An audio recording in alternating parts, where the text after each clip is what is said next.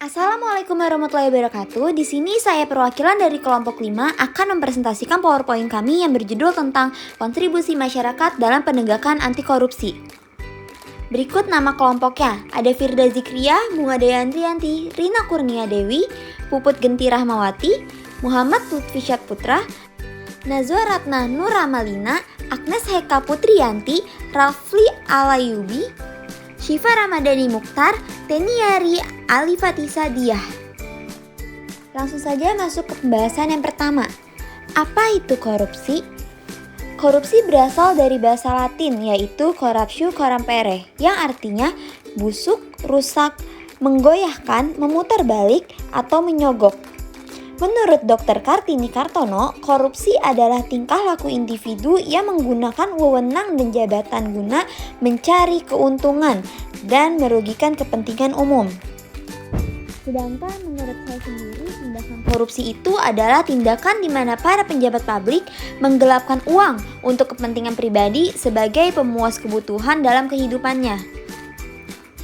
Jadi kesimpulannya, korupsi itu merupakan gejala salah pakai dan salah urus dari kekuasaan demi keuntungan pribadi. Salah urus terhadap sumber-sumber kekayaan negara dengan menggunakan wewenang dan kekuatan-kekuatan formal, misalnya dengan alasan hukum dan kekuatan senjata, untuk memperkaya dirinya sendiri.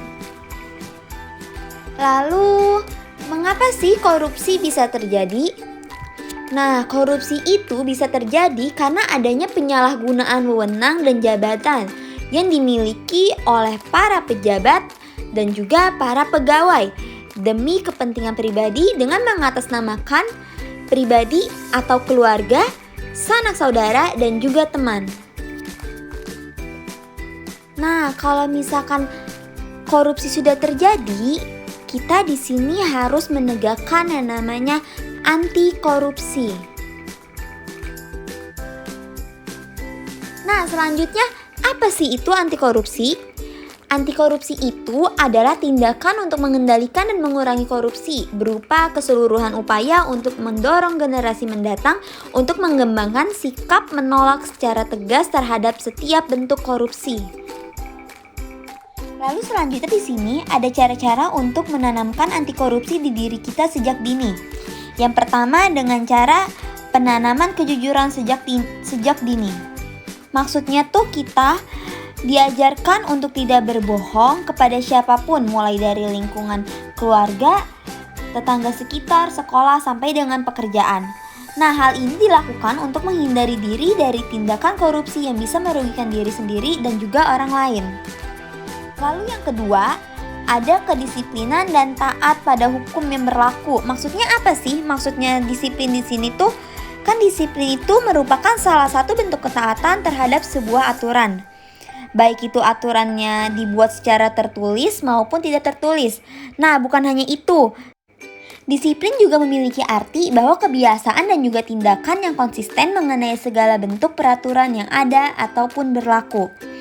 Contohnya itu seperti dari contoh kecilnya aja nih, seorang ibu yang membuat peraturan di rumah untuk anak-anaknya untuk tidak membuang sampah sembarangan atau untuk membuang sampah pada tempatnya.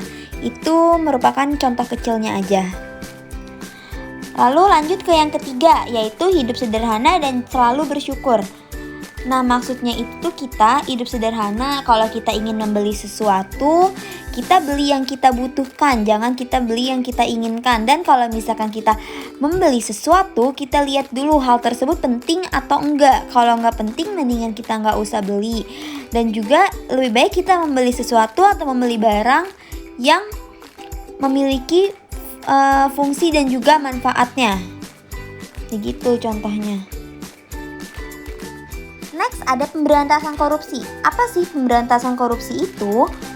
Pemberantasan tindakan pidana korupsi adalah serangkaian tindakan untuk mencegah dan memberantas tindakan pidana korupsi melalui upaya koordinasi, supervisi, monitor, penyelidikan, penyidikan, penuntunan, dan pemeriksaan yang disidang di pengadilan dengan peran serta masyarakat berdasarkan peraturan perundang-undangan yang berlaku, karena ada 3 hal yang perlu digarisbawahi, yaitu Mencegah, memberantas dalam arti menindak perilaku korupsi dan peran serta masyarakat.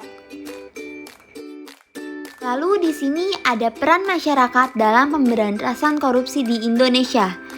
Nah, di sini masyarakat berperan dalam upaya pencegahan dan pemberantasan tindakan pidana korupsi yang diwujudkan dalam bentuk antara lain, yaitu mencari, memperoleh, memberikan data atau informasi tentang tindakan pidana korupsi dan hak penyampaian saran dan pendapat secara bertanggung jawab terhadap pencegahan dan pemberantasan tindakan pidana korupsi.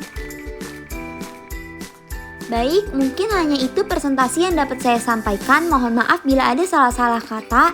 Billahi taufik wal hidayah. Wassalamualaikum warahmatullahi wabarakatuh.